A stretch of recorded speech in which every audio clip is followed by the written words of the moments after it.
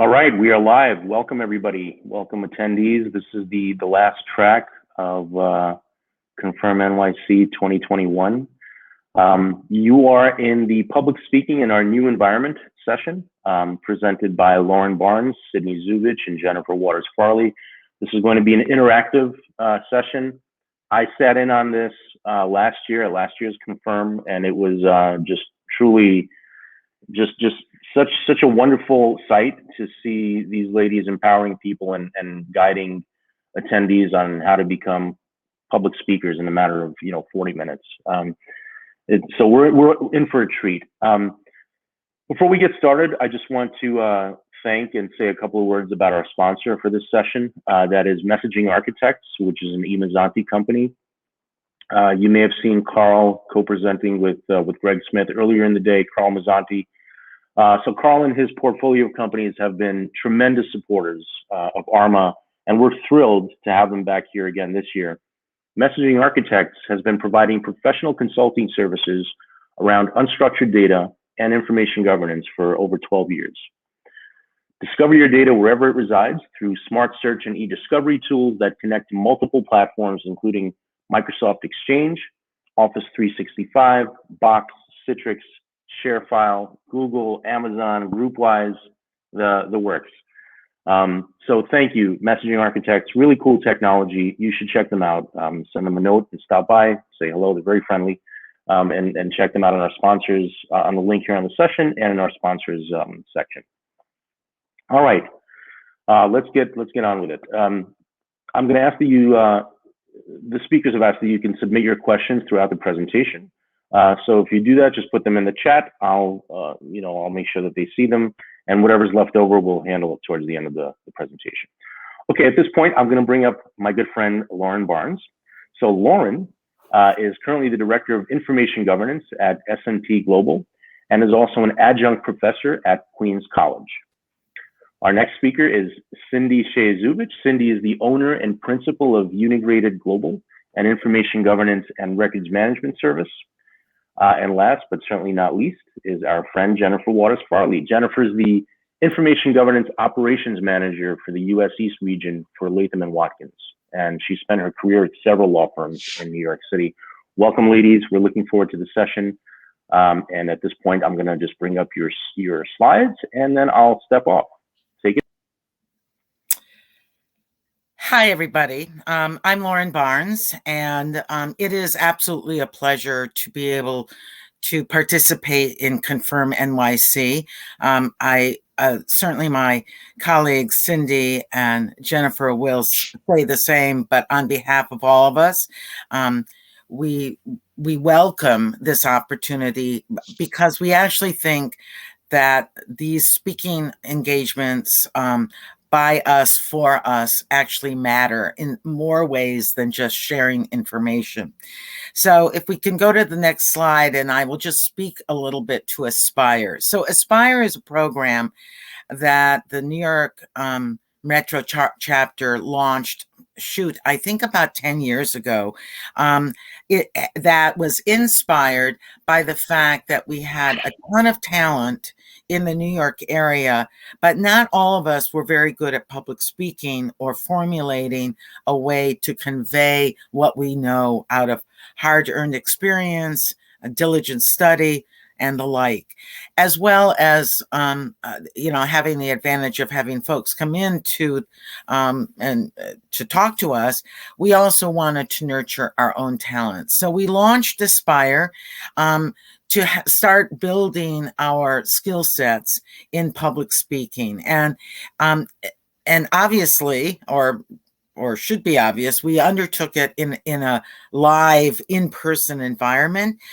We've done various things, but at every conference over the years, we have actually had at least one presentation, and to actually work through some problem solving, some opportunity, and allow each of us to participate both as speakers and also as folks who will help us understand what we did well and what we can do differently. So that's what Aspire is. This is new, right? So we've now launched the idea that, well, how are we going to meet these challenges? So that is the watchword. So we want to discuss the challenges of the new environment. Are there ways? How do we overcome them? And we really want to encourage you to share your experiences. For any of you who have participated in our sessions, both at the conference and as part of the a session ongoing throughout the year, it's been always very interactive. But we found that with this platform, we couldn't do it quite the same way. So we had to think it through and find another way. But we will be asking you to share your experiences later on. And if you would like to, we'll want you to actually speak to it and give us any hints as to whether you thought it was something you solved or you're still befuddled by the fact that you confronted it. And I just want to say that the session just before this and the Aspire track by Christy Robison talked about a lot of aspects we could have, but since we all know each other a bit, we tried not to overlap too much to duplicate, but overlap enough to make it have some continuity. So I just want to just throw out a couple of things that I see that, and I'm sorry, Jen, yes, objectives. I just walked through them. So we can, but I want to talk about the idea of what is the big different thing and a lot of the big criticisms. So I will just start and pass it on to Cindy in a moment. There's a lot of discussion about why it's less personal. And thank goodness we had met these people a year ago already, because otherwise these virtual meetings would be difficult because we wouldn't know how to relate. Well, it is less personal. I know I was on a year-long project in 2020 bleeding into 2021. And if I had not had an in-person workshop with these 3 other people, I know that the success of the work that we did last year would not have been as potent and as, frankly, as easy. Hard work, but easier because we felt we knew each other. And had we not had that personal in one place interaction. But on the other hand, any of us who are in organizations that have offices across the country or around the world, this can help us communicate better. And it's not just because it's convenient, it's because it's a necessity. So interestingly, I find it an equalizer among us, among the participants. Christy mentioned some, about introverts versus extroverts, and that's an interesting observation. But I find that some of the jockeying for position in an in-person meeting doesn't happen quite so much in a virtual space. Also, for the folks who are remote, but then people who are in person, the person who is remote or the people who are remote feel remote. They're not as included in the conversation. Whereas in the current environment, everyone is remote and we are sharing that. So those are things that it's not all bad. And from a personal perspective, it can actually be good. I would like to pass it on to Cindy and for her to talk about some very specifics. And again, thank you, everybody.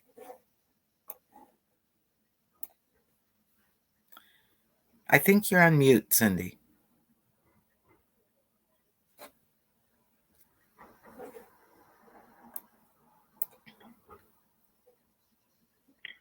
Hey, Cindy, let's try to remove the headphones because it may have been when you put those in that something happened to the sound.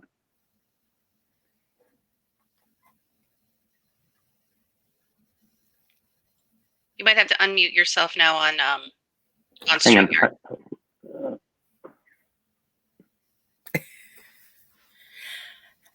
One of our themes is to be adaptable, and I dare say here we are. It's not unlike when the podium falls over in a live in-person event. I've actually seen that happen more than once. So, Cindy, ready? I think you're still muted.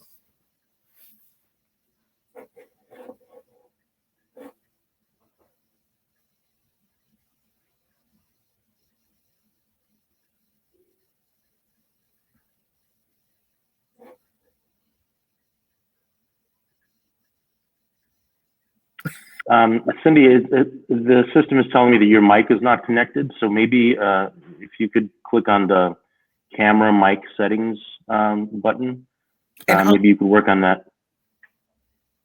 Possibly also unplug the earbuds because it looked like they were wired as opposed to Bluetooth.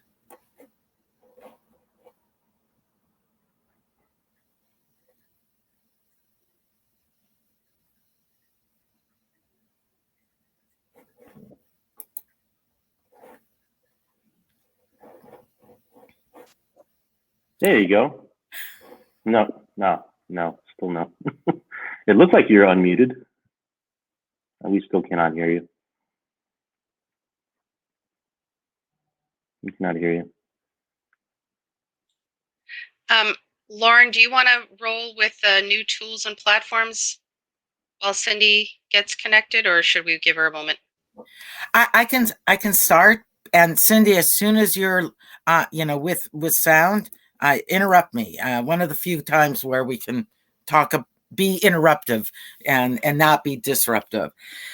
So we actually we have as you all know, and indeed Christy spoke about it in the last session, but for those of us who weren't able to join that and saw something else because there's too much to see here, there are these multiple platforms. And in fact, what's interesting, what we're experiencing right now is how each one is a little different. That's part of the challenge. So the new platforms, be it Zoom or Google Meet. Right now, by the way, we are not just in the Socio platform, we're in yet another platform called StreamYard for speakers. So what are the challenges? First of all, the options are different. There, and finding the buttons where they are can be challenging. And I know the bandwidth that's required for each of the systems can differ. And indeed, as one of the comments can be made about, well, do you show video or you not? I know that not having a video on can help with bandwidth issues. So just know that as an option in your meetings. So how do you overcome that? Well, besides learning the platform, ideally, prepare and practice, although that's sometimes hard. We don't have time or there's nothing actually to do. But the backup plan can always be a little of just audio. For instance, depending on the platform, I will call in and use my headset via my phone, which does not require Wi-Fi, while actually then using my broadband access to then see the presentation in a meeting. So I split the what's needed on the two devices so that I don't overburden the book. Cindy, is that you already? Yes. Mm-hmm. Awesome. Can you hear me? Yes. Oh, yes. Great. Sorry Awesome. about that little hiccup. And this is a perfect example of what could go wrong in these meetings. So perfect experience and example. So I'm going to pick up where we're leaving off. And thank you to Lauren. Public speaking in the new environment. In fact, there's actually less control over your environment, you and your audience in video conferencing, as we just experienced. So let's talk about the different options for tools to control this. And I'm going to piggyback a little bit on what Christy had talked about in her earlier presentation. First, as a public speaker, now there are so many more options, whereas before there would be live meetings, maybe YouTube, TEDx, but now anybody can actually do public speaking engagements via Zoom, which is a very popular platform for us to do public speaking. And even like my mom at 87 and the Queen at 95, they Zoom. And so the Zoom platform is for personal, small business and mid-sized businesses, as well as education. Then there's Microsoft Office Teams, which is more of an enterprise solution. There's Google Meets, which started out as personal, and I do believe that they are going after the business market. And another one that we just learned of is StreamYard. And actually, that is the platform we are currently on. StreamYard, which Socio is using. It's name of the platform we're using.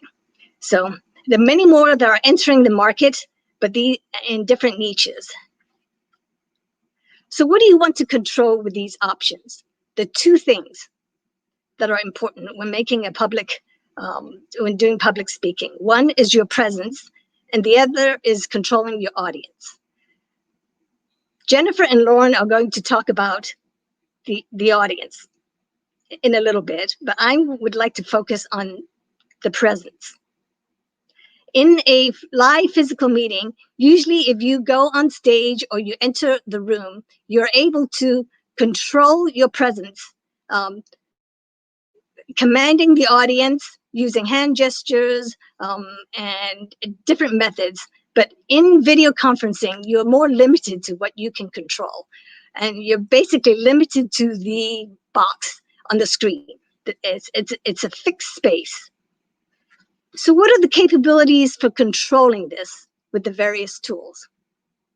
The variations are very wide. So I'm going to limit it to an example, and I will give in a minute, of an illustration of what we experience.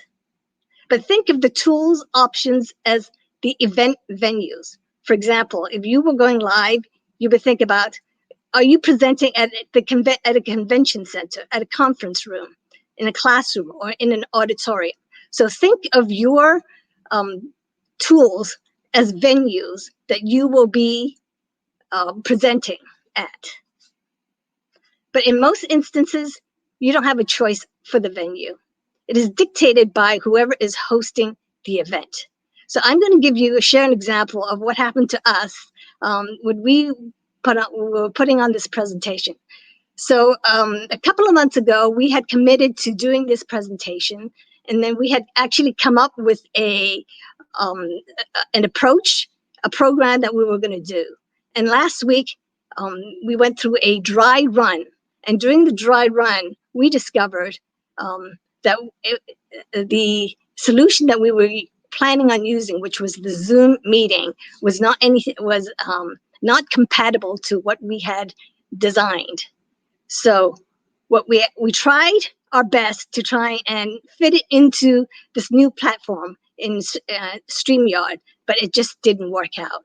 So we didn't feel that there was any control over how the audience viewed us or how we were able to view the audience, and that we weren't familiar with any direct dialogue that we could have with our audience. So we went back to the drawing board and came up with a new approach. Hence, this is the new approach that we are using so that we could leverage the capabilities in this new platform. So lesson learned here is that before you make a presentation, it is imperative that we ask about the platform and the capabilities that are available in the platform, which we did not do. We kind of went headlong and assumed that we were going to do a Zoom meeting, and it wasn't so. And then be familiar with the tool that you will be, just as you would need to be familiar with the venue that you are speaking at. Conduct a dry run or a technical walkthrough. This is also imperative because we are using technology, and maybe perhaps in a personal setting, you may not have the opportunity to do a dry run, but in the technology, using technology, you can do that. And I think Christy had mentioned earlier on is to sign in early and be prepared, have a backup plan, and remain flexible and learn to adapt to fluid situations. So those are the options that we have for the different tools that we have in public speaking. So now I'm going to turn the floor over to Jennifer, who's going to talk to us about connecting with the audience. Great. Thanks, Cindy. So we are talking a little bit today about the different challenges you can encounter and then how you can overcome them. So obviously in this platform, any sort of virtual platform, it is more difficult to connect with your audience. I can see, chat going on, comments going on, but I'm only seeing avatars. I don't see the people. Fabulously, I see Lauren and Cindy, thank you, but I don't see any of the other participants. So it can seem like you're kind of talking into the void. I think especially, say I'm going to go back to Zoom because we use Zoom in my firm a lot. And if you are the only speaker on the screen, if you're in that speaker view, you really can't see anybody else and you really don't know what the reactions are. So there's a lack of body language. You can't read people's stances. You don't get that verbal feedback. One of the great things about doing these sessions live, and in any of these sessions when we had our live conference, was that give and take. You get a vibe from the audience, maybe realize, oh, they're tired. Let's do something to perk them up a little bit, or just acknowledge that everyone seems a little down, like especially after lunch. That was always the section where people seemed a little tired. So just kind of acknowledging that. Just those little head nods or head shakes and small verbal affirmations, little interjections, all of those things feed you as a speaker. And in this platform, you don't necessarily have that. So comments, it does help, but it's not as immediate. So there's some of the challenges you have. Also, as an audience member, there's a little less pressure to be engaged. And I know that there are different ways to combat that. And Lauren's going to talk about that in a little more in depth in her section coming up next. But it can seem like you can sort of sit back, maybe not be as participatory. That expectation isn't there when we can't see you, essentially, or we can only see you in a tiny box on the screen, perhaps. So what can we do to overcome some of these things? Well, we want to encourage cameras on as appropriate. Obviously, not always appropriate. I think some of the things that have already been mentioned are bandwidth issues. I experienced that myself setting up. I had to sort of pivot and use my home computer instead of my work computer because StreamYard wasn't working. That could also be an issue with it being allowed as a streaming service from my firm. So pivoting, now using the home computer for that. So you may have bandwidth issues in that case if the camera's on, but if it's appropriate, and even as an audience member, even if you're not the speaker and you're an audience member, it does help the speaker too if they can see you like in a Zoom environment. So they see there's other humans out there essentially, and people are participating and paying attention. Eye contact. To say that because I'm looking right in the camera right now, but when I'm not paying attention, I'm actually looking down because I can see Cindy and I see Lauren on the screen, and I want to see a human face. So my tendency is to look down there on the screen.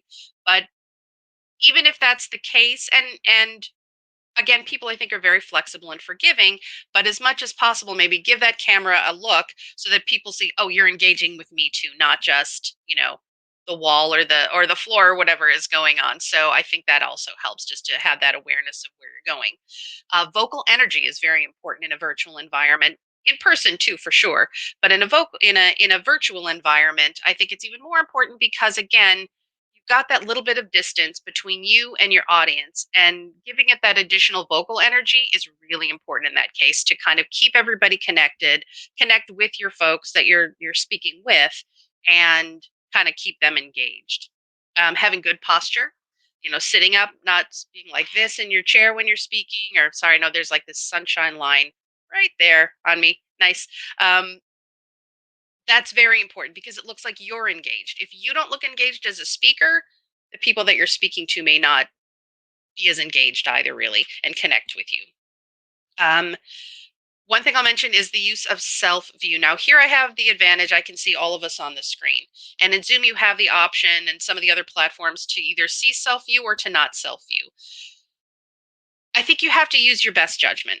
If it makes you more nervous to see yourself on the screen and what's happening, then don't use it. Don't look at yourself. But if it helps you to gauge your posture, how you're coming across, how you're sitting, all of those things, then I would say use that self view and use it to your advantage. Doesn't mean you have to stare at yourself the whole time, but at least if you're on the screen somewhere and you can sort of see what's going on, I think that can be an advantage. connecting with specific members. If there is a way to maybe call someone out, ask them a question, again, depending on the platform, it can be a good opportunity. But you want to maybe give someone a heads up that that might be happening, either telling the entire group, hey, I may call some of you out to answer a question for me. That lets them know that that might be happening. So you don't want to put anybody on the spot if they're really not expecting it. Also, maybe have a ringer or a plant in your audience so that you could call on them to answer a question if you want to kind of get that audience participation going, depending on the situation. I think that can be helpful too. And speak as if you can see them. So I'm trying to speak now as if I am speaking at least somewhat to a group of people, not just, my computer screen or what have you. I'm trying to make it seem as if I'm speaking to a group. So just kind of picturing that in your mind, you can think of sort of like a newscaster or something when they're, or a news reporter, they're standing on the street, they're looking in the camera, they don't see anyone else, they see their cameraman, and thinking of how they're engaging with a larger group in that way. So those are connecting with your audience. And now I'm going to hand it over to Lauren to talk about engaging your audience. Lauren?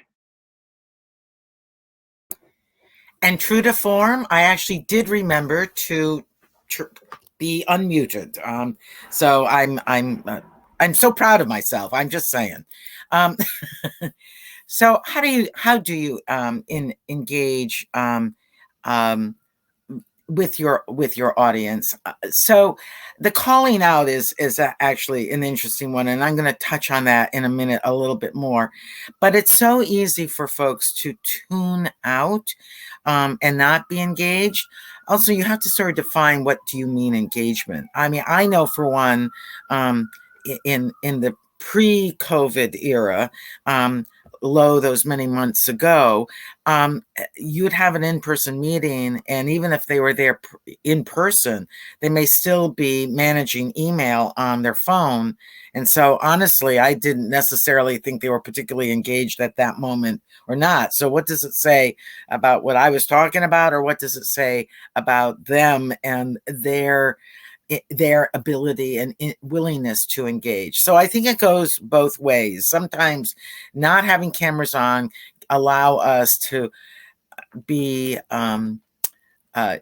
present in a different way that's not quite so demanding. On one hand, I tend to fidget, so it's good that I have something that I can jot down notes, or I can do things, and it allows that fidgetiness to be dissipated by doing something like that. But no one sees me if my camera is off. I also so decide on what kind of engagement is needed and appropriate.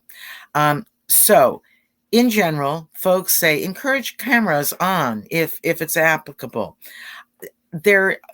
I have found where I work, this etiquette comes in lots of flavors as to whether you encourage cameras on. If there's a senior person there and they have their camera on, you better believe it that other people have their camera on. One way to mitigate sort of the mishmash of all these faces on screen is actually to set it up that if you're talking, have your camera on. And then when you're if you're asking a question, turn your camera on to ask the question. First of all, it allows people then you can be called on, but it also does not overburden the bandwidth, and it does not distract. If we're having a conversation and there's a bunch of people, sometimes I find myself watching people and not necessarily maybe participating adequately myself, no matter what my role is. So I think knowing the group you're with, and so if you are working with different companies, that must be hard. I've been a consultant, but not in recent years.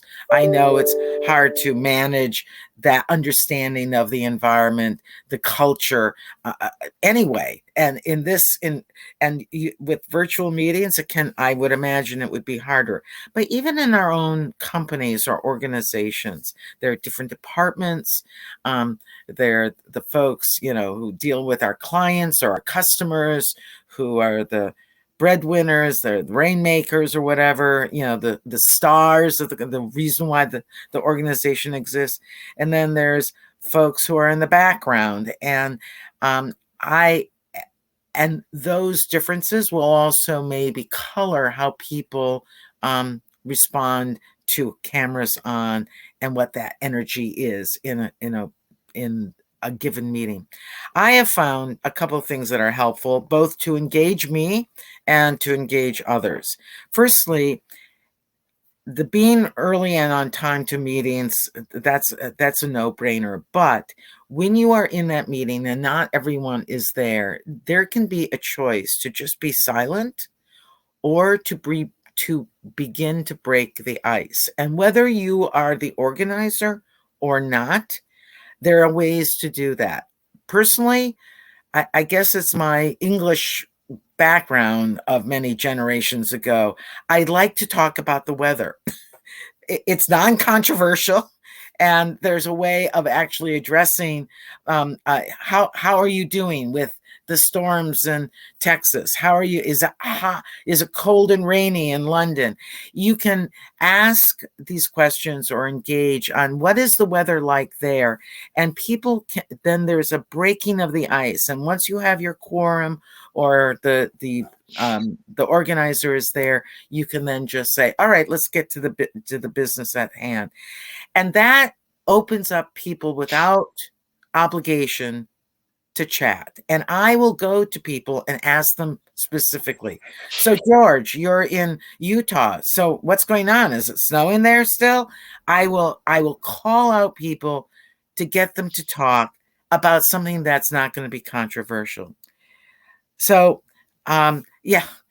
Michael's saying in person or virtual, no phones out, no email reading. If you're attending, you need to be attendance. Otherwise, why attend? I agree with you. Although I do know that some people that I work with, they deal with ongoing emergencies in the IT space. So some people who I'm aware of what their obligations are may well be needing to be connected. So those there are some thoughts of like taking polls and having the chat and so forth.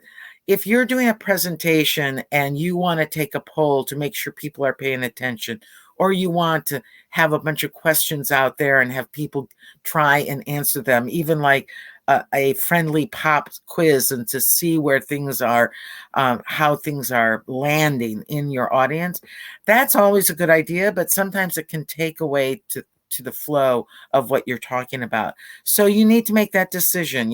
Is it a natural break to do that? Is the point important enough to make sure that someone can, respond to it in a poll?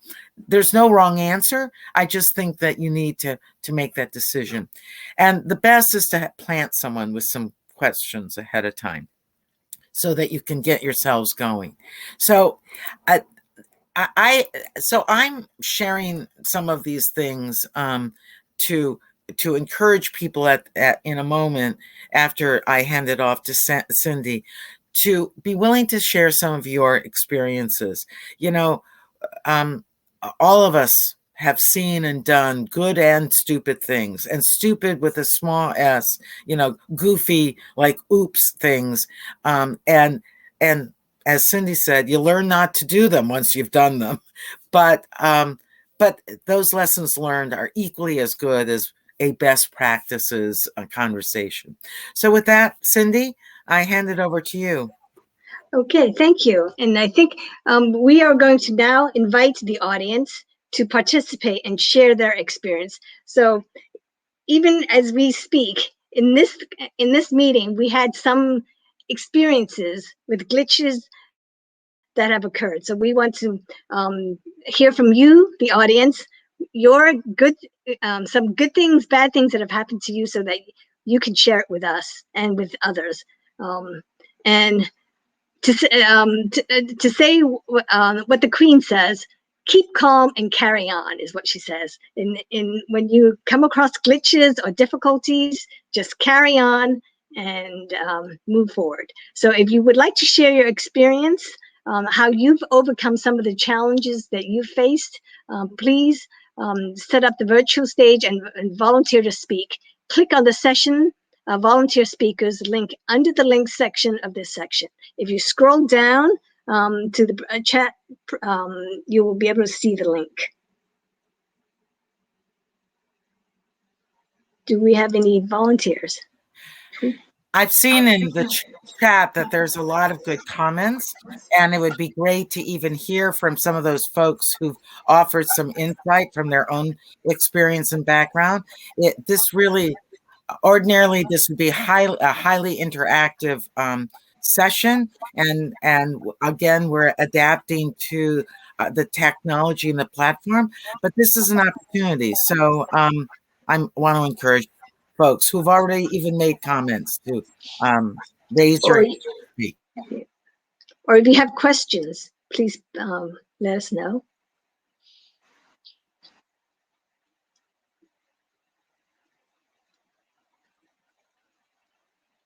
So Jesse's saying, at our events, we ask speakers to give us seed or plant questions so that if there aren't any questions from the audience, we still have something of value to fill the time allotted. Yeah, that's a great suggestion, Jesse.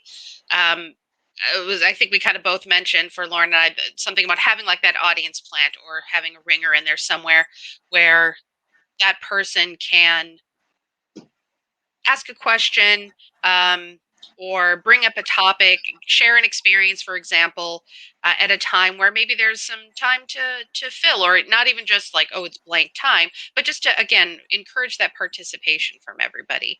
Cindy or Lauren, would you like to add anything? Yes. Thank you, Jennifer. I do want to add something. And it's the topic is Zoom fatigue. Now, since COVID, all of us have at least participated in a Zoom call or video conferencing at least once a day. Sometimes some of us have Zoom conferences 3 of even 9 times a day. So there is a study by Jeremy Bailenson from Stanford University, Virtual Human Interaction Lab, that reports there are 4 ways that video conferencing has pretty much exhausted many of us, and it's called Zoom fatigue. And what are these 4 ways? Well, Zooming or video conferencing forces us to make extended eye contact. We're always constantly staring at the screen, fixing our eyes and looking at people in a very limited movement within the box, within the frame of your screen. Then there are non-verbal signals like nodding the head, those require efforts. And even sometimes having to restrict your movement requires effort. It's not like in a meeting or in a public environment, you can just get up, go to the restroom, or do something. You pretty much, once a meeting starts, you're pretty much limited to that space. And so that could be very tiresome. Then seeing yourself in the box environment is very unnatural. We don't normally talk to people in a boxed environment. So that, again, is very wearing on us. And then we are also forced to sit in one place, as I mentioned earlier, that we cannot move. Once the meeting starts, we are pretty much fixed in our positions, and even in our gestures are limited. And so this has caused many of us to experience Zoom fatigue. And I have actually noticed for myself that at the end of the day, I am super tired, much more tired than I used to be. Even if you commute, it seems like if you commute, you have time to unwind. But when you're in these meetings, you go straight from your work and into your home environment, and you don't really have time to unwind, and you become super exhausted. And so these are some of the things that I would like to share. Some of the ways that you can actually mitigate this is if you shrink the size of the box of the people in your view, so that you're not constantly having to stare or feel like they are staring at you. And I think Jennifer had mentioned maybe turning off your camera so that you don't feel self-conscious about people staring at you. That can also wear you down.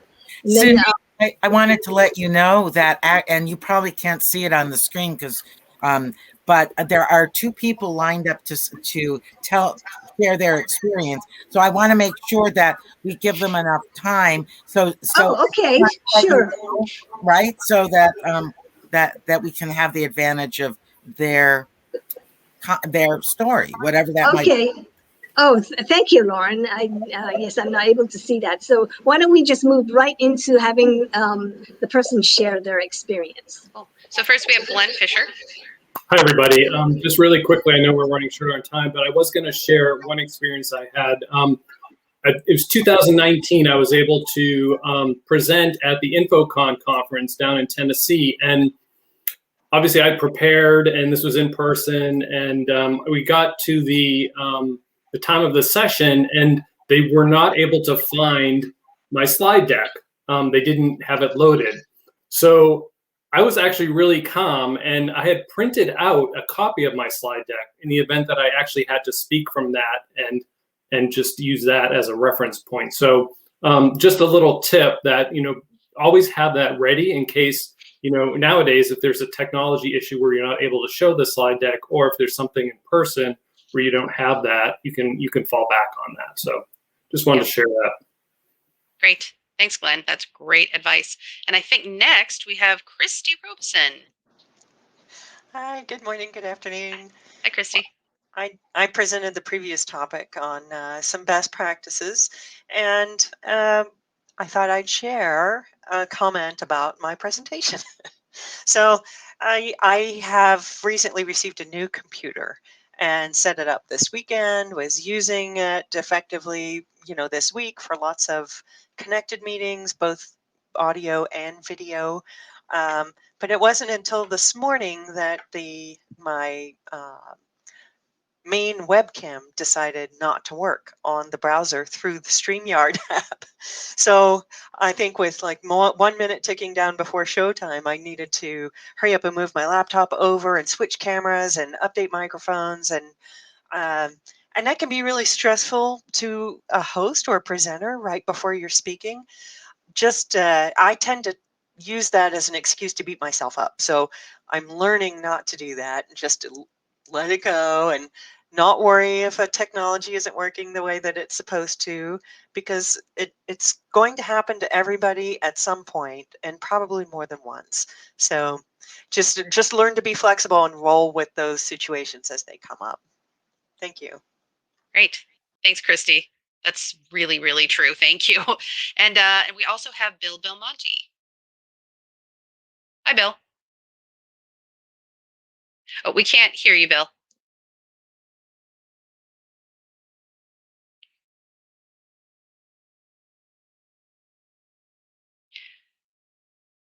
I'm gonna play Gene for a second because he's helped us with so many of these. There's a cam mic button in the middle at the bottom of the screen. Sometimes you have to activate you have to turn on your mic that way. And I'm saying that because we have had several experiences of this nature over the few days adjusting to this platform. So. And I think that was the experience I just had earlier. Yeah, exactly. It's like, and it can work one time and the next time something goes haywire. So you just have to kind of roll with it. It was working fine when we did our dry run. Hi,